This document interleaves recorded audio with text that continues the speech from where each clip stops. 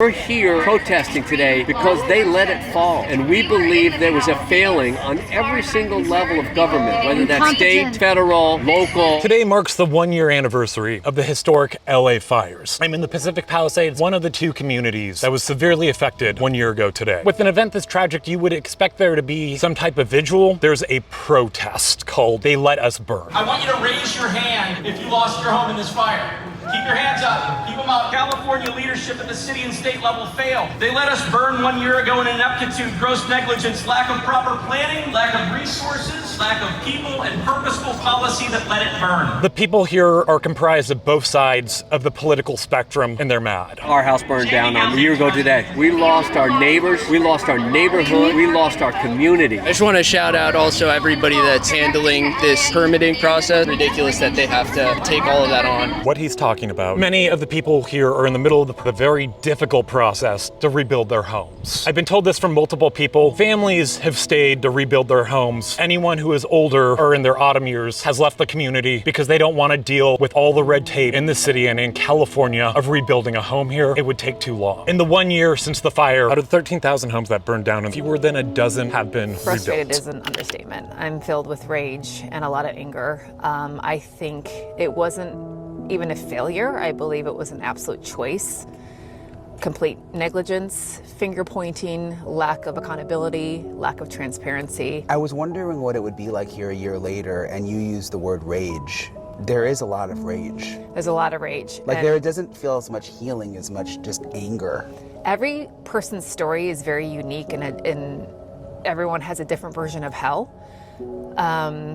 Those with houses still standing are fighting because they can't get the money to remediate. Those that are fighting with insurance can't rebuild. No one's really able to move on yet. There's very few cases where, the foundation's being poured and they're willing to move forward. Now it's time to build. The rebuilding process has been daunting for many. With more than 300 lots sold, 123 are currently for sale. Corporations and investment properties have been trying to buy the land. The ground's still on fire, and there were developers coming in asking, did you want to sell your property? I was so enraged at that point. 1 year ago, the Eaton fire wiping away more than 9,000 structures, leaving a trail of destruction across Altadena. The whole neighborhood is gone. I don't know how we're going to come back from this. With the uncertainty of insurance payouts, community organizer Zaire Calvin has been on the front lines. He's also the brother of Evelyn McClendon, one of the 19 lives lost in the Eaton fire. On the west side of Altadena, we literally saved ourselves. There was not help. There were no alerts. The system failed. We didn't have water to put the fire out. When the firefighters were running around, that was one of the complaints, is we don't have water. Displaced residents demanding compensation from SoCal Edison. Although an official cause has yet to be determined, the utility company has said that there is a possible connection to their equipment. It is painful to think that our equipment may have been involved. We still don't quite know what happened. Another stark reality, those that have homes still standing, but they're uninhabitable, like the Lombardis, whose property tested positive for high-level toxins like lead. I came home to try to get some things put away, and I got a migraine for 3 days. Lead cannot be 100% cleaned. Kids absorb the lead twice as fast as adults do.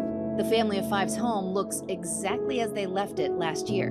Dishes still sitting in the sink. The invisibleness of contaminants that are in the house and the uphill battle of trying to convince the insurance company that these things are present and they are dangerous for our family. It's been months of back and forth with their insurance company while struggling to find permanent housing. So we have been paying this entire time. The mortgage, thank God, have not fallen behind. We're just asking our insurance companies for what's right and due to us, which is pay out our policy. Let us try to get back to our somewhat normal lives. Last year, I met LA City Fire Department Captain Dan Levens the morning after the fires annihilated his neighborhood. Dan says it's still difficult to see. And how has this last year since I saw you been? It's been pretty traumatic. I mean, I'm not going to try to sugarcoat. There's been a lot of ups and downs, a lot of reliving the horrors of that night. survivor guilt of what we were able to save and what we couldn't save. Sometimes I don't want to come to my front yard because this is what I see. Captain Dan, his brother, and son saved 4 homes on their block. They're now being recognized for going above and beyond. It's the Altadena way. Everybody that comes back, we're all going to have a special bond. That fire nobody was can still burning underground and exploded in size. LA's new fire chief addressing that on Tuesday. There were clearly significant shortcomings in our response as a department. The department has new protocols and tools, including drone technology, to prevent a similar disaster. But as authorities adapt, some residents are still reeling. I never thought that I'd be standing here saying that my house is no longer standing. The whole year was a lot of different steps to try to get to being able to move back in. Across the region, only a fraction of homes have begun to be rebuilt, a process described as complex and exhausting. This homeowner, a 16-year Palisades resident, has decided to rebuild, but is looking for more accountability. I want my neighbors who can come back the least to still come home. And I think the only way they can do it truly is if the state and city live up to their responsibility towards the citizens.